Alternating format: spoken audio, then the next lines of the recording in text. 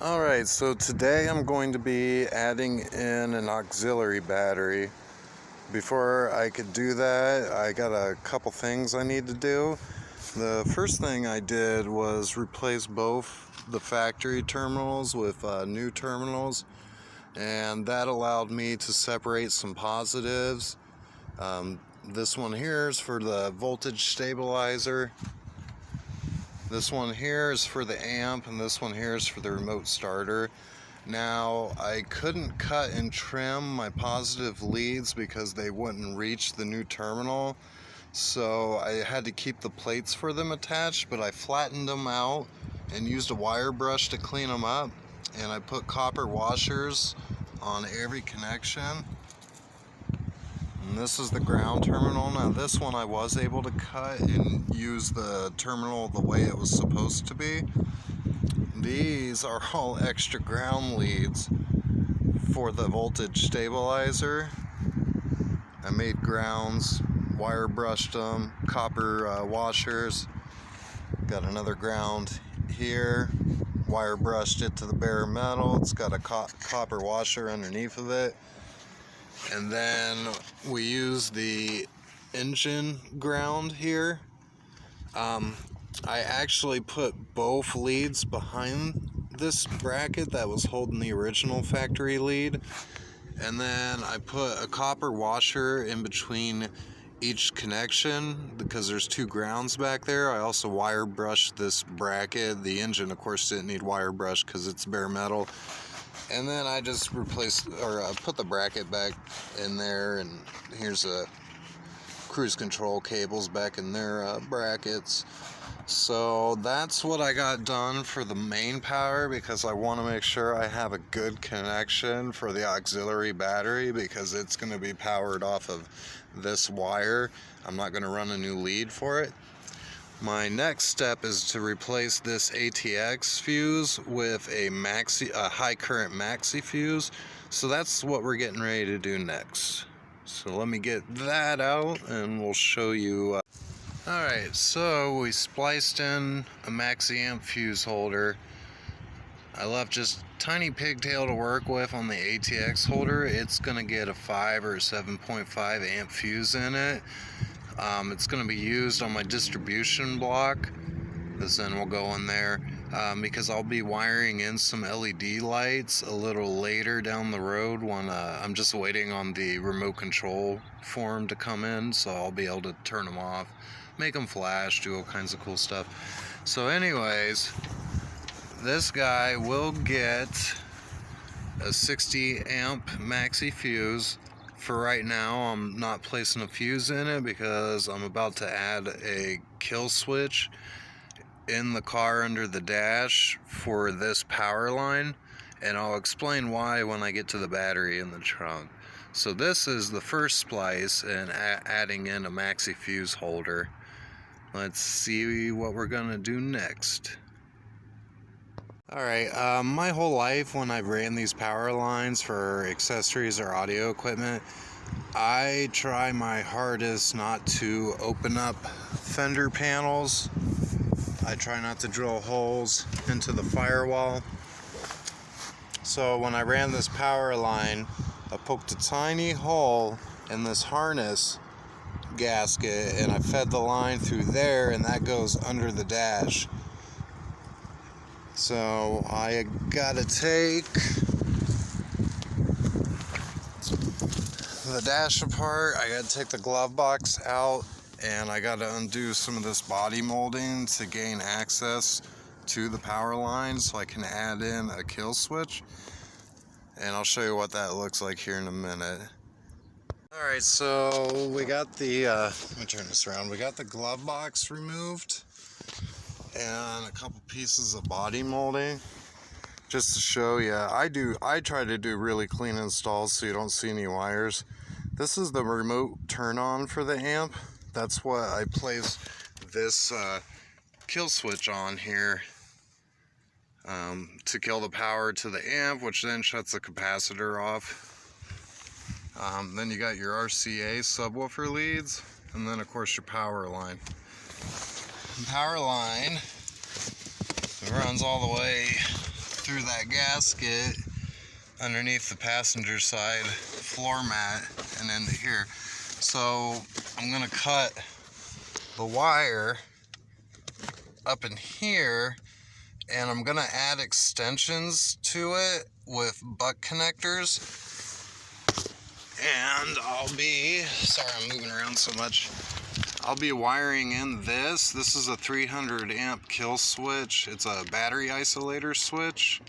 And I'll explain why I'm using that when I get to the battery in the trunk. So let's get this wired next. Okay, so I got the hard part done, which was getting the battery isolator switch mounted. It's kind of a tough switch, so I did have to do some drilling. So I chose to drill into the mounting adapter for the factory stereo that runs my Pioneer. There you go, you can kind of see the power lines. I drilled 2 holes in the back of that mounting kit, and then they run up into here to operate the switch. Now though, I gotta clean up all this mess and get the leads hooked up, so we're gonna do that with the butt connectors real quick. Alright, so we got the battery disconnect switch installed. I threw a fuse in the maxi fuse block. Before I put everything back together, I want to make sure that my wiring was done correctly and works. So now we're gonna kick on the amp. I don't know if the phone will pick it up or not.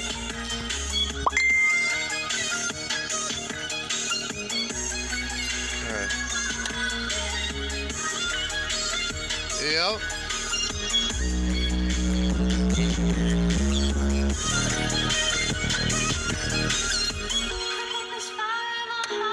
Alright, so all the wiring's done. Now I just gotta tuck it all back and put the dash back together, and then it's on to finishing up for the battery.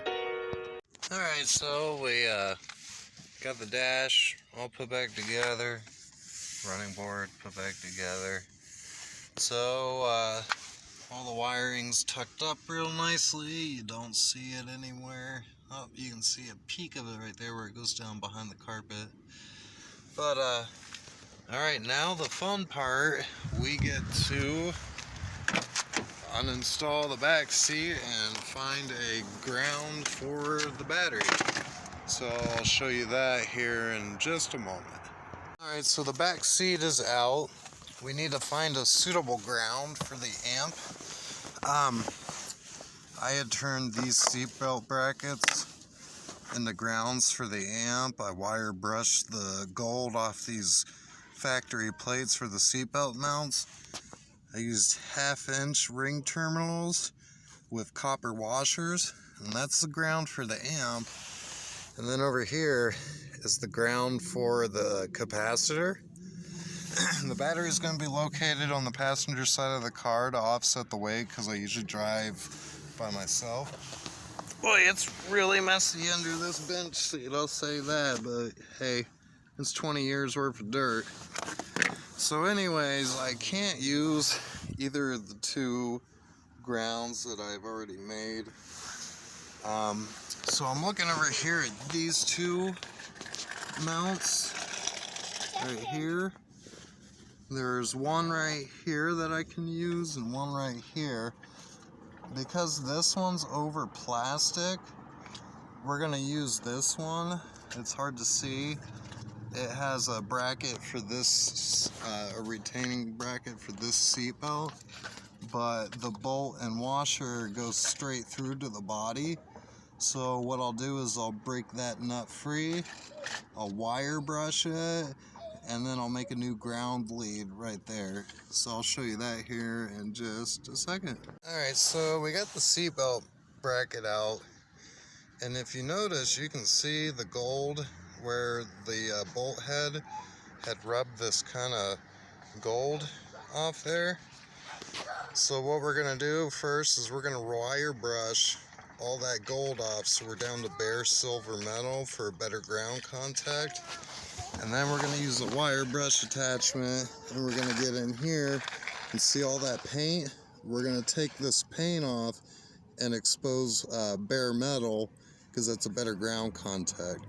And we're going to do all that with my trusty wire brush attachment. So let's see how this goes. Alright, so we cleaned up all of our ground leads. Yeah, that's all nice and silver now, front and back, where it's going to be making contact with the car battery or body. I also did the edges of the head of the nut on the bottom side, where it's going to be making contact with the washer, the copper washer, and the half-inch copper ring terminal I'll be using for grounding the battery. And then we got in here, and we got all that excess paint off, and it's nice bare shiny metal, really good for contact for ground. So now we're gonna make a wire and attach it to this and put it all back together. Alright, so we got the ground lead installed here. One thing you want to watch for is if you're using brackets like me, these seatbelts have little, I don't know what you call them, little bumps here in the metal. They're to show you where to keep the seatbelt bracket aligned. Also, when you're tightening these down, ring terminals have a habit of spinning with the bolt. So when you're getting her tight, make sure you put something to hold your ring terminal from going all the way around the opposite direction. That way the ring terminal is flowing in the direction you want, which is up into my trunk where the battery will be.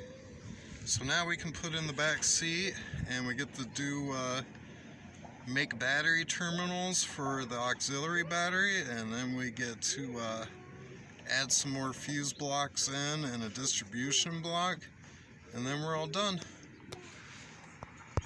Alright, so we have the back seat reinstalled. One bit of advice I want to give you: every back seat's different. I'm lucky that this Camry has a really easy one. There's no brackets or bolts to undo. But if yours is like mine, where it just has a couple snap-in clips on each side and little clips on the back that slide into the frame behind the seat, make absolutely sure that you got those clips put in all the way, so your back seat don't lift up and it don't move forward. Because if you get in an accident with passengers and that seat disengages, it's going to make things a hell of a lot worse for injuries. So that's just one tip that I wanted to mention when you're doing this, is to make sure you clip that back seat in right. Alright, now it's on to making some makeshift battery terminals for the auxiliary battery. So we'll go to the trunk and we'll get to work on that, and I'll show you that. Alright, so I got the battery located in the front up passenger side of the seat. I am going to get some straps and do mount that in case of a wreck or accident. Generally though, that battery's heavy enough that it's not going to slide around. But we're actually not going to do our work back here because of the way I built my system. Everything's mounted on the back seat, so all my wires and everything are all ran here. This is called a non-fused distribution block. I have to use that for the amp and capacitor. There is not allowed to be a fuse between the amp and the capacitor. First thing we're going to do is we're going to add on these cheap Everstart battery terminals. The reason I actually chose these is because they will actually accept smaller gauge wire in their crimp there, which will be perfect for my amp. On the main power line to the battery, all the information on the internet says is that you want to have another fuse on the power line going into the battery, one at each battery, no more than 18 inches from it. Then the power line coming off the amp will go into this fused distribution block. So the main power from the battery will go in here. This will be replaced with a 40 amp fuse, and then the main power to the non-fused distribution block will come out of here. That way we don't have any fuse between the capacitor and the amp. So that's what we're going to get started on. Here's the ground lead wire I ran. I know it's red. I didn't feel like paying money for more brown cord when it does the exact same work.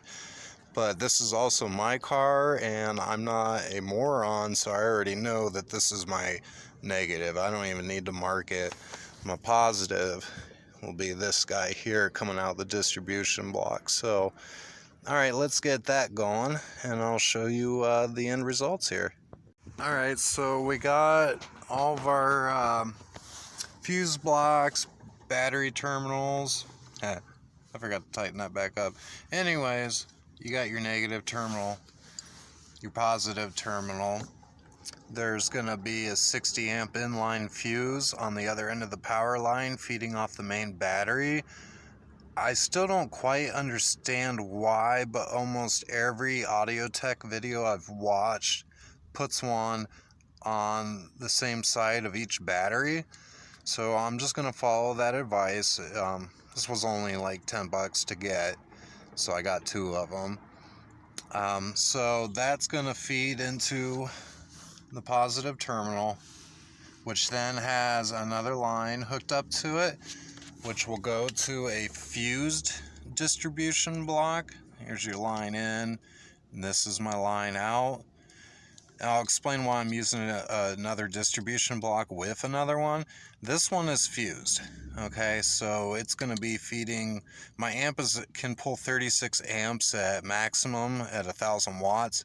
So I'll be putting in a 40 amp fuse on this side, which feeds here into a non-fused distribution block to supply power to both the capacitor and to the amp, with no fuse being in between, which is required when you add a farad capacitor.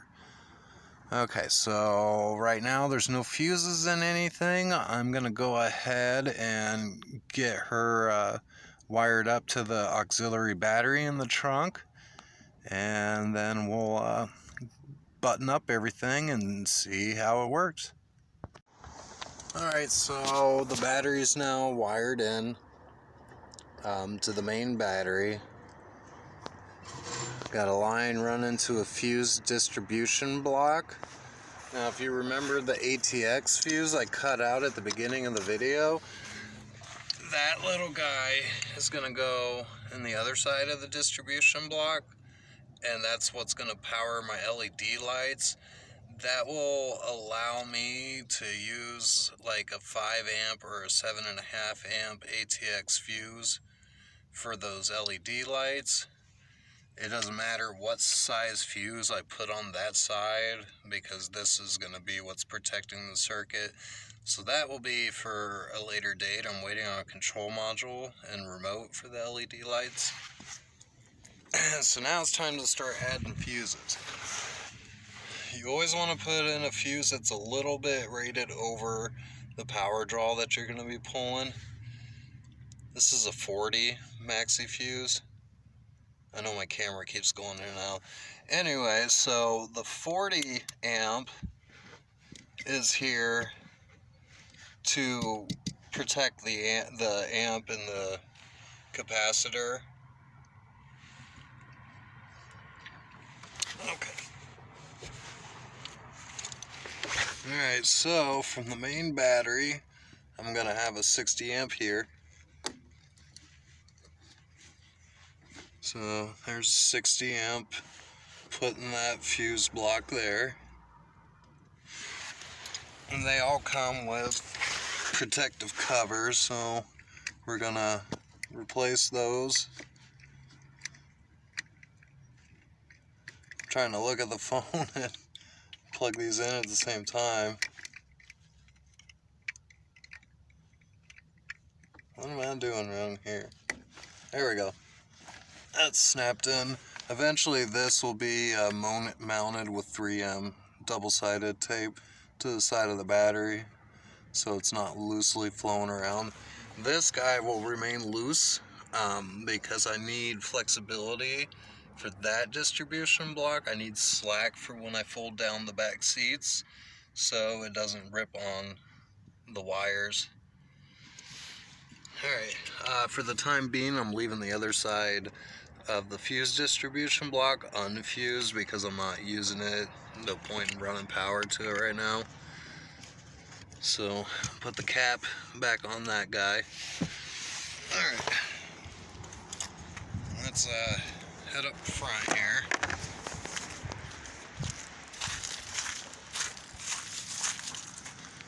Alright, so it may spark when I plug it in. That's nothing wrong with it. So we'll be putting in another 60 amp right here. And it's got a protective case as well. So we'll get that. There we go. We'll get that on there. This is, I'm not going to worry too much. It doesn't have a lot of room to move. I got the power cord zip tied here, and I have it zip tied over here. So that really doesn't give her much slack. I'm not going to drill in and mount anywhere in the engine compartment because honestly the closest place I'd be able to mount is this guy here, which I believe houses my mass inflow sensor, airflow sensor. So we're definitely going to be cautious about that. And now it's time to start it, see how everything runs. So we've jumped in the car here, we got the stereo going. Battery is shut off right now, but if I turned on the remote switch, the amp and the capacitor would actually run off that battery without the engine running. That way I'm guaranteed to never have a dead battery. So first off, we're gonna see if the battery's working. So let's see what happens here.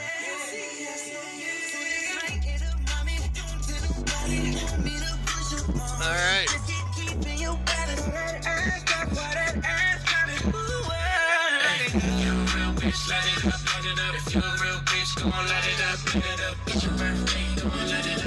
I'm drunk and I'm throwing middle fingers up. My niggas gon' light it up, light it up. If you a real nigga, gon' light it up, light it up. It's your birthday, light it up, light it up. If you a real bitch, gon' light it up, light it up. Well, obviously the audio is working off that battery back there with no connection. This is off, so it's not drawing from the main battery at all. And okay, another reason I have this switch installed is because if you have two batteries installed without an isolator switch, when you start the vehicle, it will draw amperage from both batteries, and the power line that I'm running is not capable of running the starting amps that would be required. So this allows me to disconnect the battery from the other battery for when I start the vehicle, and then when the vehicle's running I can flip it to the on position and the alternator will be charging both batteries at the same time. So we're gonna shut it off this second. We're gonna start the vehicle here. Let's see. Yeah, engine's cold, so she's gonna rev high. Let's get the stereo going so we're drawing current. Alright, let's see what happens here.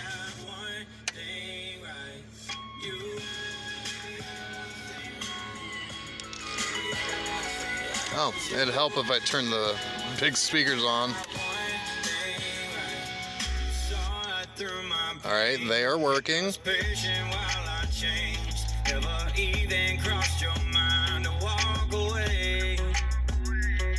Oh wow.